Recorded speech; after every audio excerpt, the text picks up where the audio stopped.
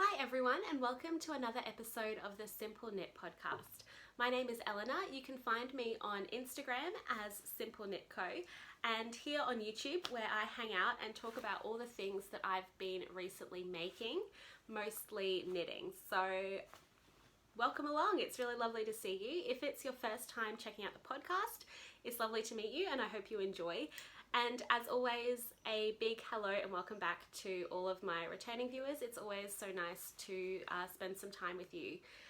And here we are. It's bright and early on a Monday morning here in Brisbane, Australia, where I'm from. So it's a public holiday today, obviously. I'd normally be at work now, but it's like, I guess about 8:30 on a Monday morning. But it's a public holiday. I've got a pretty relaxed day ahead of me, so I thought I would take this opportunity to hang out and have a chat to you about all the things that I've recently been making. I've got a nice cup of coffee here, obviously, because it's the morning. I don't know how many times I'm going to mention that it's early morning today, but we'll find out. So pour yourself a drink, grab yourself some knitting. Let's talk. I hope you've all been well. So I'll first talk about what I'm wearing today. This is my Lumi jumper that I think I finished last year. I was actually thinking before.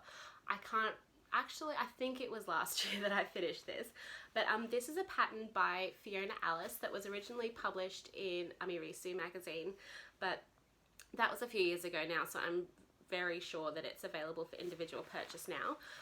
But it's this really great short-sleeved jumper that's made in a bulky weight yarn. I made mine in Knit Picks Wonder Fluff, so it is incredibly light, but still really cool and bulky. And I love that it's got this cable detail on the front, as you can see. But I just love the way that the cables look in this really fuzzy yarn. It's like I think it's a really fun contrast because it does make the cables a little bit less, there's not as much stitch definition, but I love the combination of the textures. I just think it's really cool. And I really love the silhouette of this jumper. I really love it. So, as you can tell, because I'm wearing it right now. And I'm also wearing a pair of hand knit socks that I'm not going to, because if I try and pick my foot up to show you, I know I'm going to knock something over. But because it's cold. It's properly autumn here in Brisbane, so it is quite chilly in the mornings. It's like been like 12 or 13 degrees, which is like, it's cold for us, and my house is little old things, so it's quite chilly. So I do have a pair of hand knit socks on, but you're going to have to just trust me on that one. So speaking of hand knit socks, I do have a couple of half finished pairs of socks to show you. Let's go for this one first. So none of these are blocked, but I think I do have a blocker, so I'll just grab one to show you. So these haven't been blocked, but I will just pop them on a sock blocker so that you can see them a little bit better. So this first pair, this pattern is the Easy Feet sock pattern from Jess of the Sweater Collective. She had a little collection called, I think it's called Lazy Knits, that has socks, mittens, a shawl and a hat, all of them designed for like a single skein of fingering weight yarn. And I've made these before. I really love this sock pattern. I think the texture is just so lovely,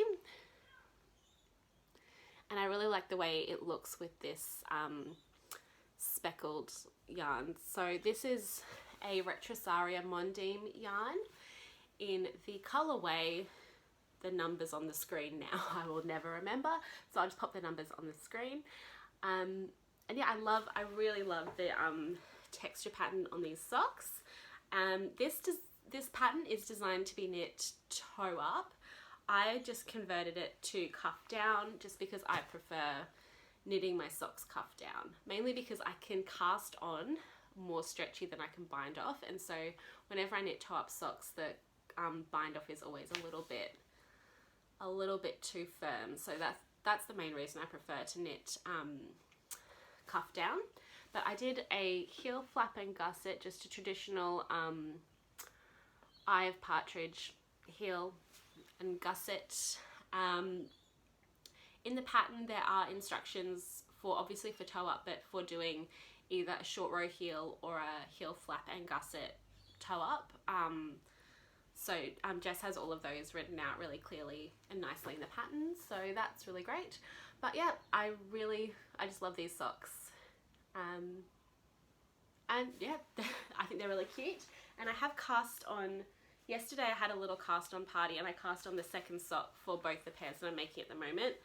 I haven't done much on this guy, just the cuff and a couple of pattern repeats. But that's how it looks when it starts. So that is, oh, I can tell, colorway 209. Does that help? It's this pretty speckled one. So that is the first pair of socks that I have been working on. The second pair of socks that I have been working on, let me grab the finished one out of the bag. And why did I bring, I have 2 socks, but I only brought 1 blocker over, which makes sense. This is where you need the little musical interlude. So this is the second sock that I've made. So I have made this pattern before as well. So this pattern is the Midnight Dancer sock by Sari Nordlund. They're just plain stockinette socks, but they have this really cute little ruffle detail around the cuff that I just think is so super cute, because it's not too frilly, it's not too ruffly. I think she has another one that has like maybe a double ruffle or some sort of like lacy thing at the top with the ruffle, but I could also just be making that up and it would have also been a different designer, so shh, don't listen to me. But I really like this because it's just a little detail. It's really fun. You could have this sticking out the top of a pair of boots and be really cute, but it's not too fussy. And also once you've done, because these are also knit cuff down, and once you've done the ruffle, it's just a plain stockinette sock. She does have instructions in the pattern as well for either a heel flap and gusset or a short row heel. You won't be able to see because this yarn is so dark, but I did a heel flap and gusset. Once again, just did an eye of partridge heel. Because I am intending to wear these with boots, I just wanted to make sure that the heel was nice and reinforced. But once again, this is Mondine's sock yarn. I'm just trying to burn through my stash. So this colorway, oh, I've got it right beside me so I can tell you. 105. It really looks like a 105, doesn't it? It's just a really dark navy.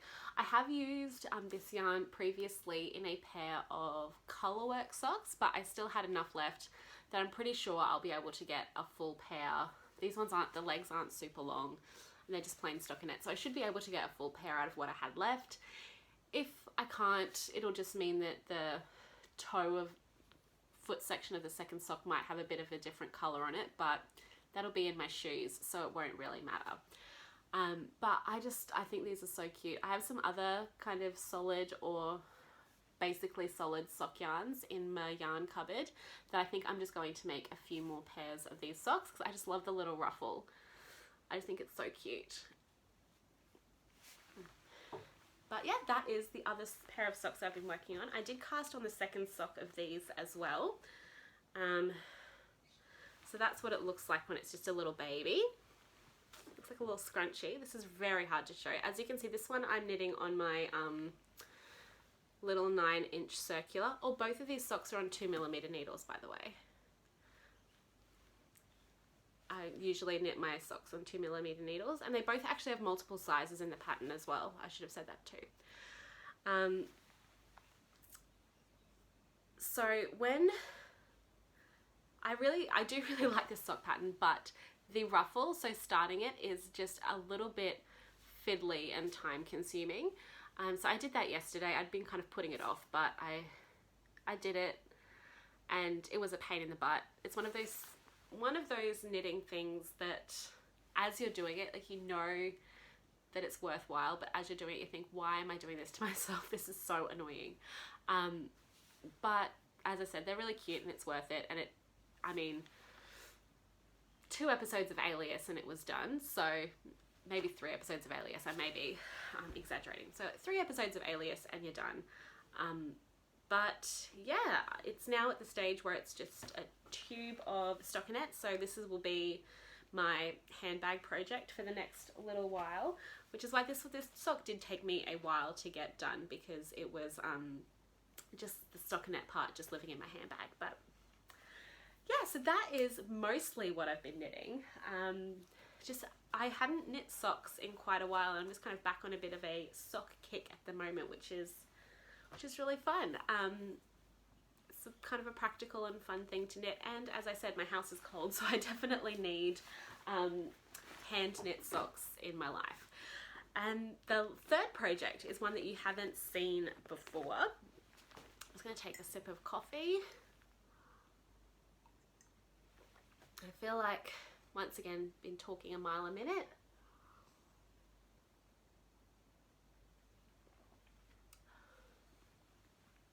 Sorry, just having a sticky beak at my neighbours. So the third project you haven't seen yet, it's been a little while since my last episode. It's been kind of a busy few weeks, but I'll talk about the project first. So I've cast this on, and I've actually got a pretty good amount of progress done. So it is a garment. Here we go. Why is that tail so long? There we go. Ooh, pretty. So this is the start of the Spelman Sweater by Dragon Hoard Yarns. So there is a real person with a real name, but it is the dyer and designer from Dragon Hoard Yarns. I first saw this project probably like the middle to late last year.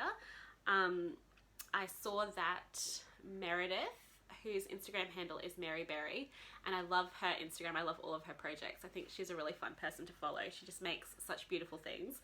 She was making this jumper in a slightly more like gingerbready, like orangey brown, maybe closer to my pillowcasey colour.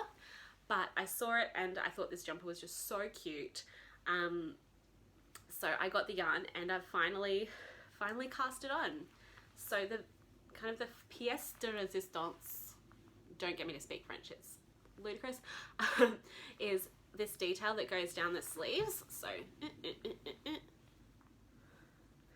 it's this little cable and bobble detail. As you can see, it's a little bit squishy because it hasn't been blocked, but it's just this really cute detail that runs down the sleeves.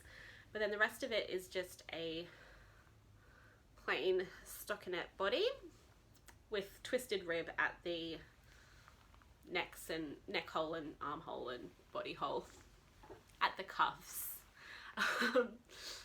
And yeah, I just think this is really, really super cute. Statsy things, I'm knitting the 4th size. I'm using the recommended needle size.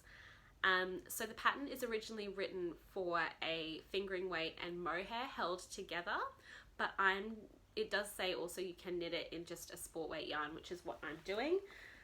So this is Bendigo Woolen Mills Classic 5-ply, which is their sport weight, and this colour is called Chili.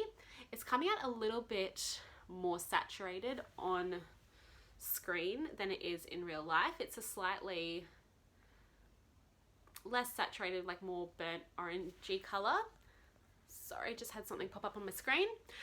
Yeah, so it's a slightly more saturated burnt orangey colour in real life. But yeah, it is a really fun, really nice, it's a good yarn. It's substantial, it's not scratchy, just a really great garment yarn. The pattern is really great so far. There's lots of options, so if you want to add in, I did add in short row shaping around when I started, around the neck. It has that as an option. You don't have to, I would probably do it. It has other options for like changing the length of the body and sleeves, adding bust increases, waist shaping, all of those kind of things. So as you can see, I've gotten to the part, which is always the most tedious part in a top-down raglan jumper, which is where you separate for the sleeves. It's those last few rows before you separate for the sleeves where there are just so many stitches on the needle and every row takes 7,000 years. But I got there, I did it. Where's my prize? But yeah, now I'm just doing the stockinette around the body. I did add a couple of extra stitches just on the front for my bust area, just to add, because it's a little bit fitted. It's not super fitted, there is a bit of positive ease, but just to make it a little bit more my body shape. But yeah, I'm really enjoying this so far. The little pattern down the sleeves, obviously I won't be doing it for a while now because it's just down the top of the sleeves, is really cute. I think it's just a really fun detail on an otherwise just nice stockinette raglan jumper. The designer does say this in the pattern, but it's kind of a really good like second garment project if you've knit like a plain garment before and want to try something new, but the construction's still pretty straightforward, and it gives you options to add things in, so you can kind of do as much or as little as you want shaping wise. It's a really great garment, and I think it's just going to be really adorable. At the end of June, my friend just, told us that for her birthday she's going to have a costume party, so I think that's kind of my goal for this then. Because the pattern is inspired, it's called the Spellman jumper because it's inspired by the style of the Chilling Adventures of Sabrina, the TV series. So I'm going to, I think, for that costume party, do a Chilling Adventures of Sabrina style Sabrina costume. So I will be wearing this jumper. I just think it's really adorable, and I really love the colour. So that's really all the knitting that I've been doing. I know it's been kind of around, I think it's been about 4 weeks or so since I last recorded, but April is always a really busy month. You have Easter, I had my birthday, I've had friends coming up from interstate to visit, so it's just been a little bit all over the place, and time has just gone so quickly. But yeah, it's been good, but just not a lot of alone time, which is something that I really value. So this weekend I have had a bit of like what I call it like an Eleanor weekend. It's just, I just don't leave the house. So I think it's just a nice restorative time where I can just take my pace, take my time, do whatever I would like to do. No pressure, you don't have to be anywhere. So one thing I have done this weekend, which is kind of making related, so it does vaguely fit into the purview of this podcast. For the first time I made my own vegetable stock. So for the last little while I have been hoarding my own rubbish in my freezer. So just my vegetable scraps. I just have a big like 6-litre Ziploc bag in my freezer, and whenever there's anything that I can use for stock that I have been cooking with, I just put it in the freezer. So it was lots of like kale stems, like onion skins, spring onions, like potato peel, sweet potato, pumpkins. That's about it, I think. But like those kind of things. Just been hoarding it until the bag was pretty full. And then I yesterday put it on the stove in about 4 litres of water. I put in a few bay leaves and some salt and pepper, and then just brought it to the boil and then let it simmer on the stove for 2 or 3 hours, and made some really beautiful vegetable stock. So a lot of the recipes on the internet, they're like, you use your garbage, but you also like put other stuff in that you've just bought for the stock, and that seemed unnecessary to me. Maybe it isn't unnecessary, but to me it seemed, when it's kind of a project where you're using your waste, buying things to use in your waste project seemed a little unnecessary. So I didn't. I just used my rubbish, and it's really nice to have all my rubbish out of my freezer now, but it was really easy. You just put it on the stove, got it simmering, and then just left it, and your house smells amazing because it's got all of those, it smells like you're making soup, but you're not. Yeah, so highly recommend making your own stock, because it is, now that it's getting cold, it's kind of soup season, and I love making soup. So yeah, that's kind of what I've been up to. I think that's about all I have to share with you today. But I hope you've all been keeping well. Let me know in the comments below what you've been making, what you've been up to the last few weeks. I'd love to hear from you. So yeah, hit me up in the comments, let me know. Come say hi over on Instagram. And yeah, I hope that you're all keeping safe and well, and I will see you in the next episode. Bye!